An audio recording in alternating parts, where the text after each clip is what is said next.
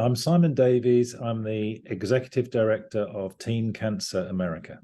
What motivated Roger Daltrey and Pete Townsend to start the nonprofit?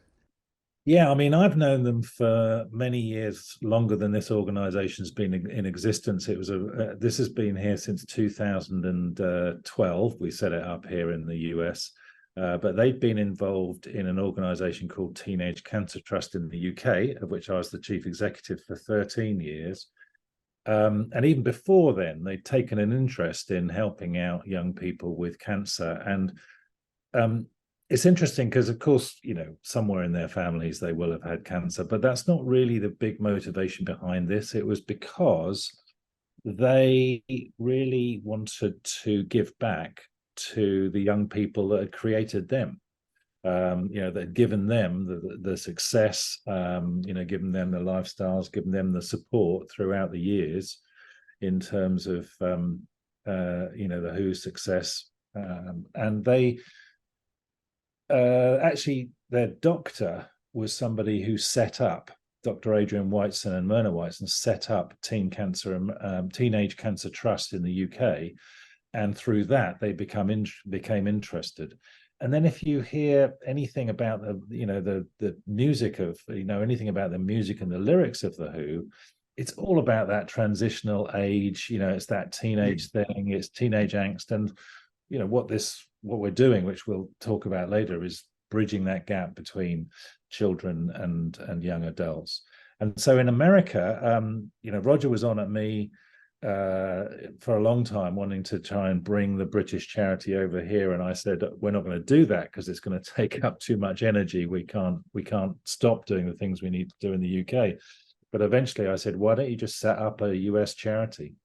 And so that's exactly what he did. He found our chairman, Rebecca Rothstein, was a friend of his, great fundraiser, great entrepreneur, and she got this going, set it up in 2012, and began the whole thing over here, which, I ended up coming over to be the CEO in 2013. But that's really how it came about. They wanted to give back to American youth as much as they did to British youth, because that's who made them.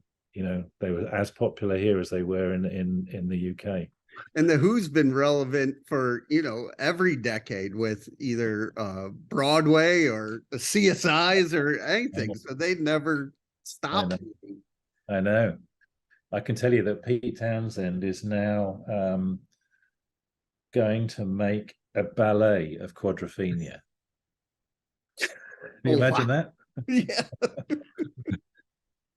So what inspired you to be involved with, helping the teens?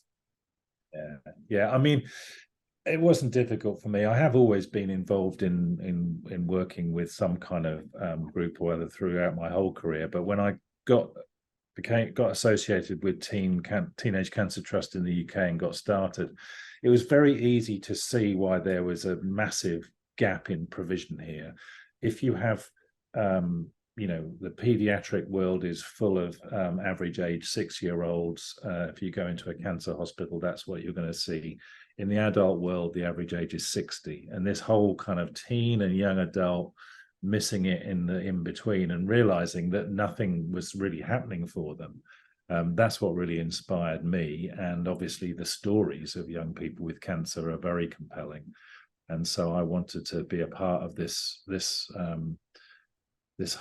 history of this thing. And we did a lot in the UK, and for me, being able to do the same in the US and get it going here has been a privilege.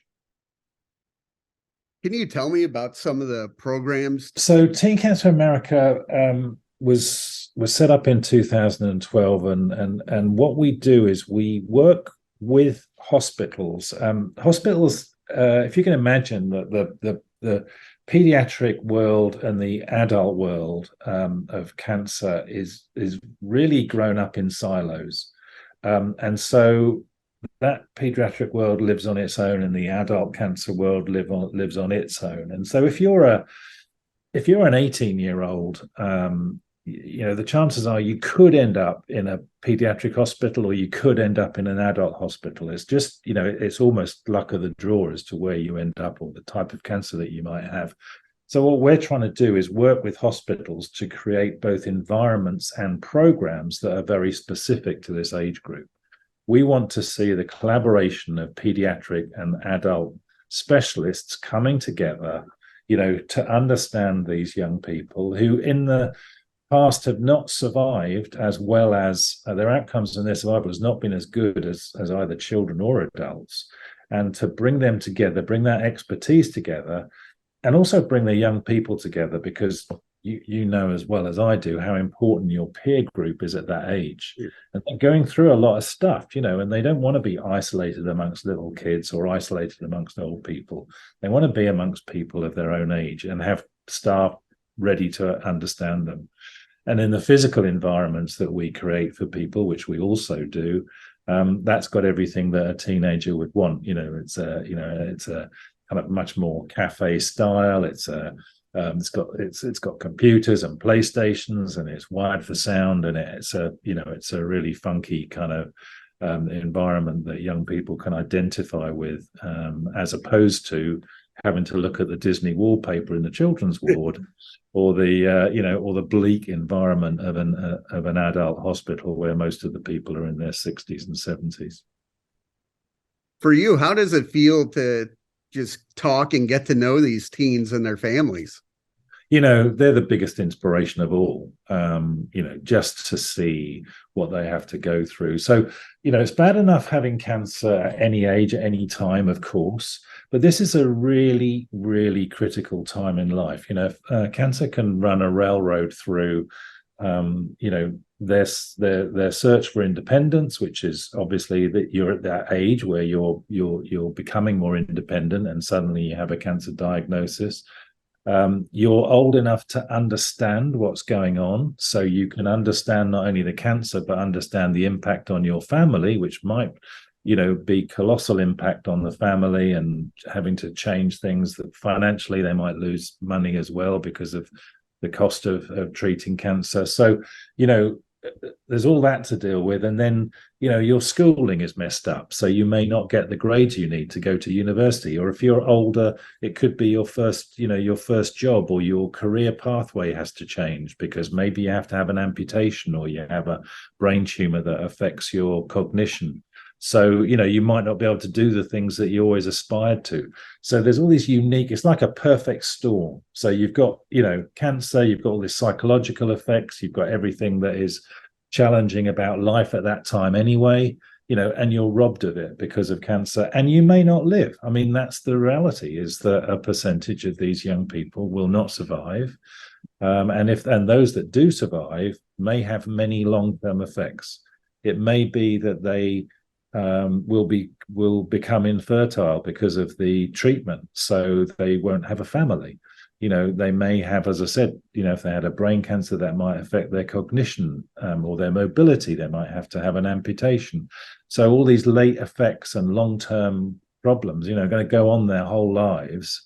And so they have to watch out. They could get a secondary cancer later because they were irradiated by radiation therapy, which could in itself cause a cancer, even though it's killing the one that they have right now. It could cause a cancer later in life. So massive problems. Meeting people going through that, meeting young people going through that experience, and just seeing how amazing they are and what they do and how they can cope with that and take on those responsibilities that inevitably they do for the welfare of their family as well as themselves.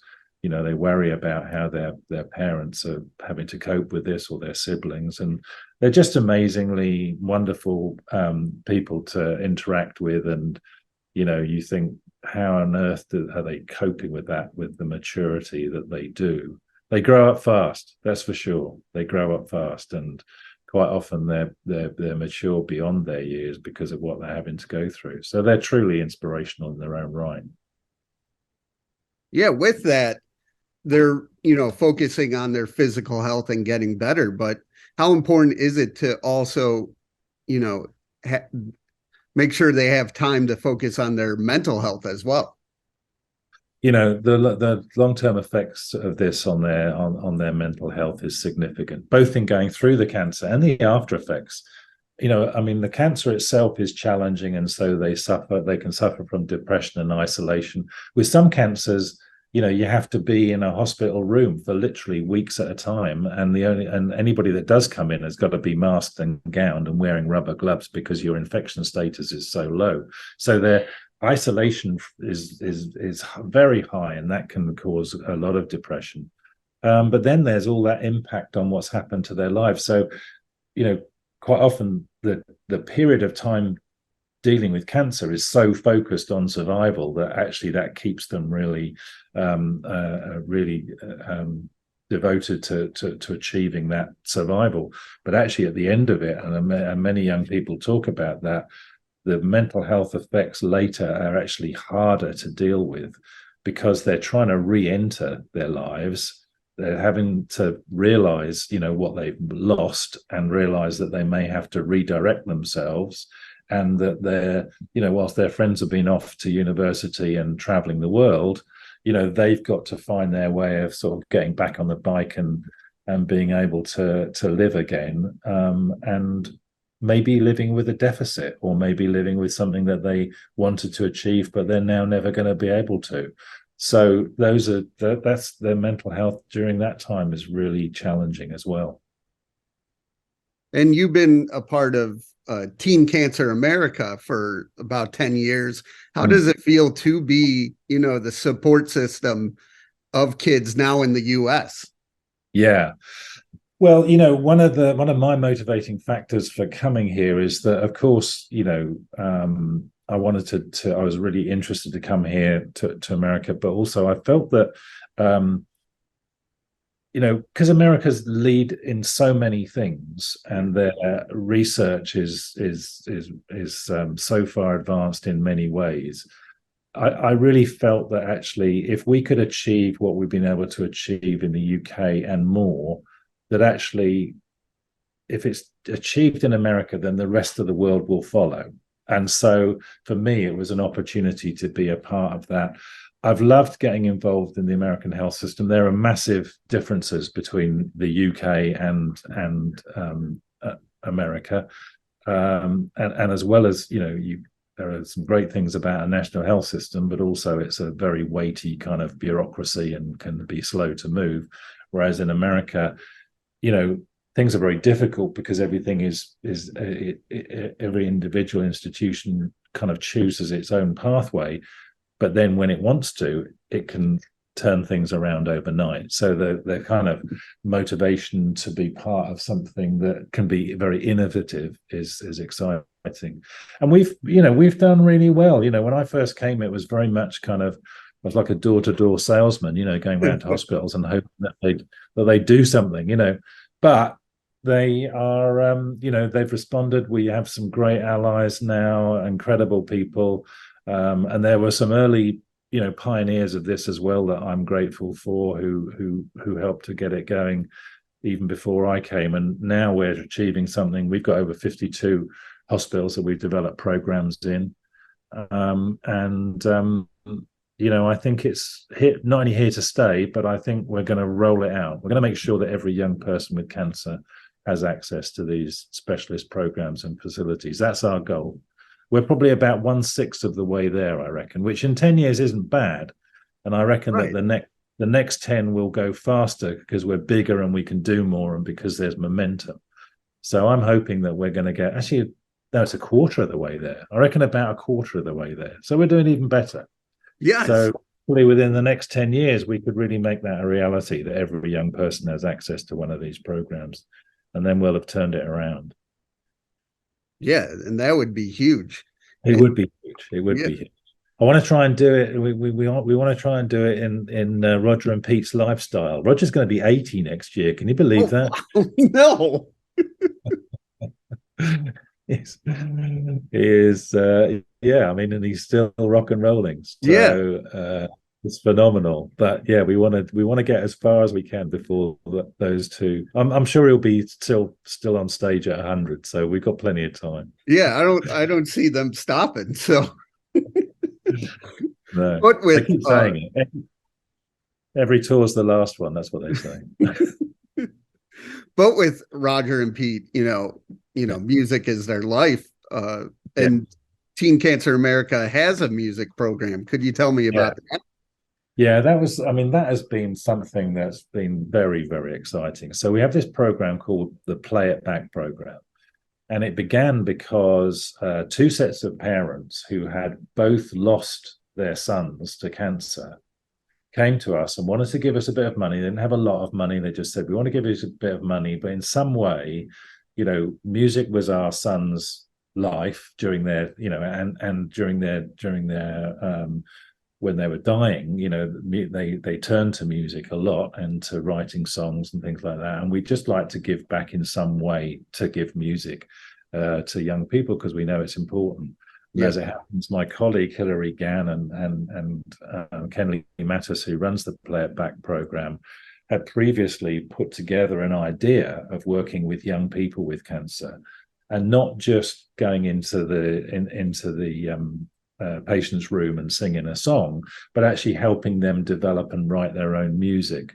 So that's what we started, and we put some money into that. Those families raised a little bit of money, but we've put much more money into it over time, and it's grown beautifully. And the idea is that we help young people. It doesn't matter whether they've never picked up an instrument or whether they're quite proficient. We help them develop their interest in music, write and perform their own music, and record it and produce it to a high level.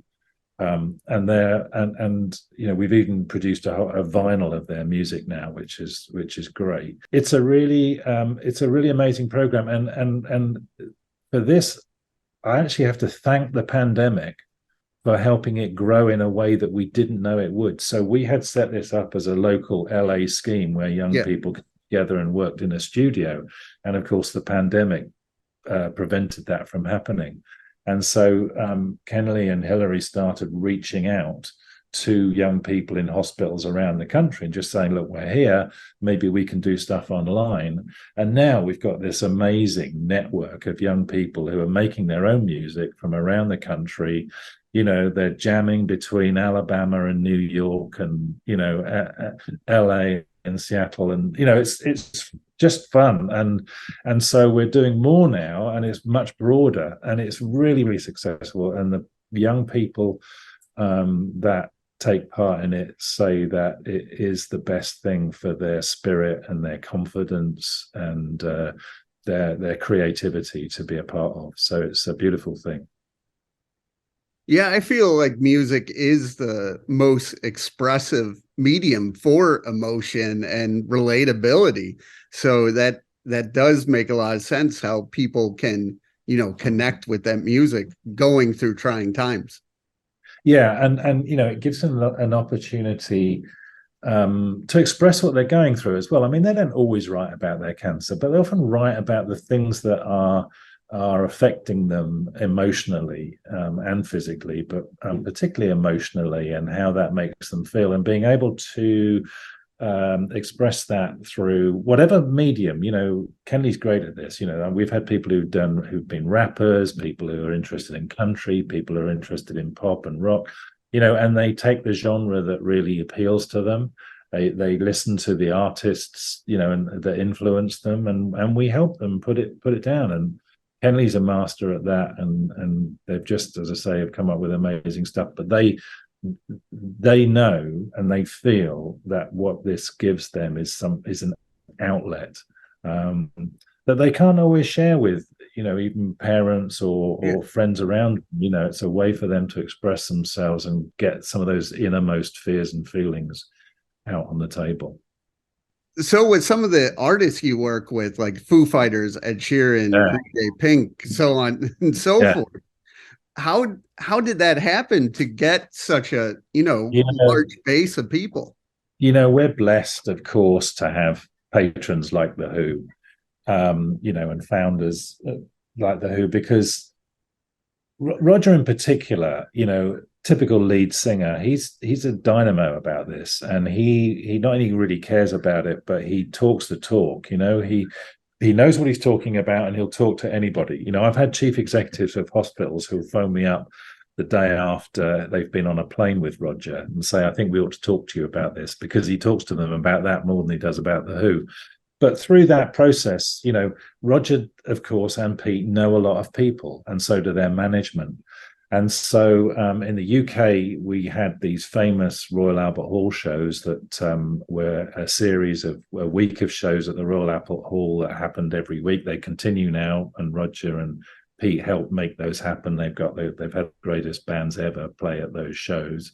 And over here, we've done it in a different way, but we have one of our board members, Jordan Kaplan, has got a property that there's a great property in Pacific Palisades, and it's big enough for 1,000 people and a real live stage. And so we get through the connections with Roger and Pete and other people, we've had people like Pink and Ed Sheeran and the Foo Fighters come and play on this stage to 1,000 people that have paid a lot of money to but it's a pretty exceptional experience to see bands like that up close. They enjoy it. The audience love it, and we share the spoils with UCLA, but each of us, the UCLA and us, get at least $2 million from that every time it happens, and so it's a tremendous fundraiser for us.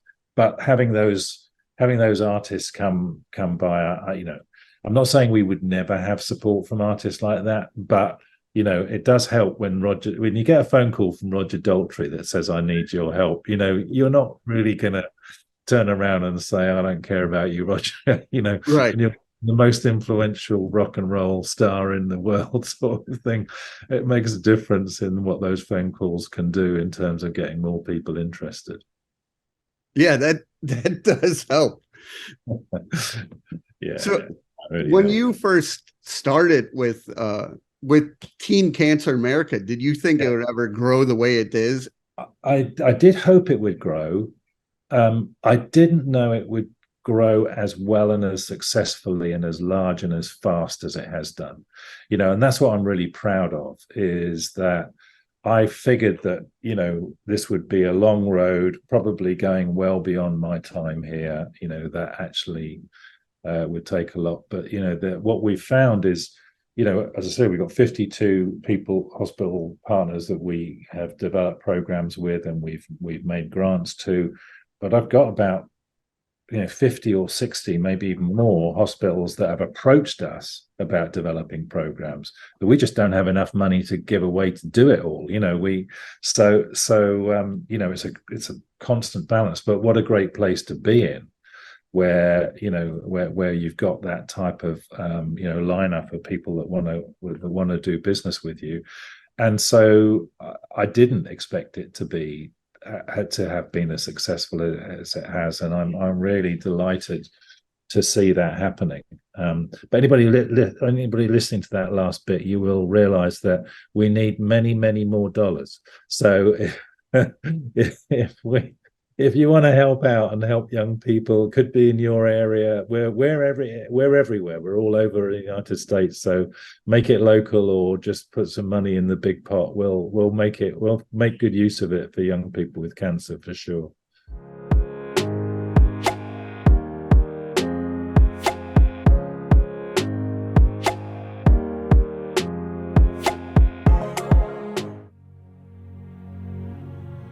When I was diagnosed, I just remember at 24, it feels like your world's ending. Anyone who has been diagnosed knows the very first place that you go to is, am I going to die? And for me, when I thought that question, there's a lot of other questions that come into perspective.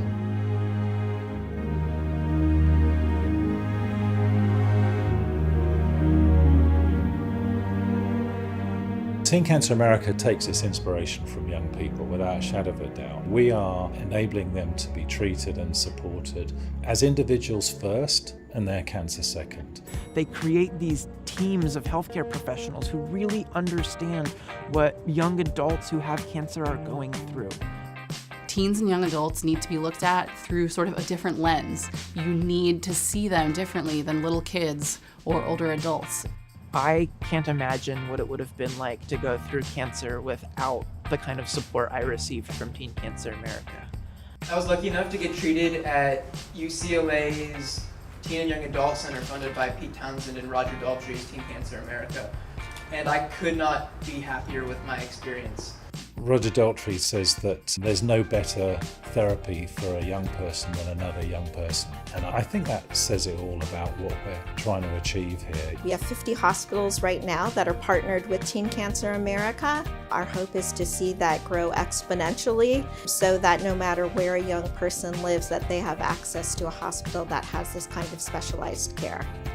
So by creating these specialist programs and facilities, that's bringing them together in a unique way that doesn't happen unless we are the catalyst.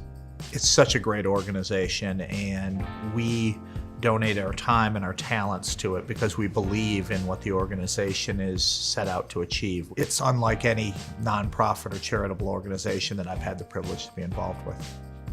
The beautiful thing about Teen Cancer America is that you can actually see where your dollars go, where your funds go. Our music program, you can actually donate instruments or you can donate studio time for a young person.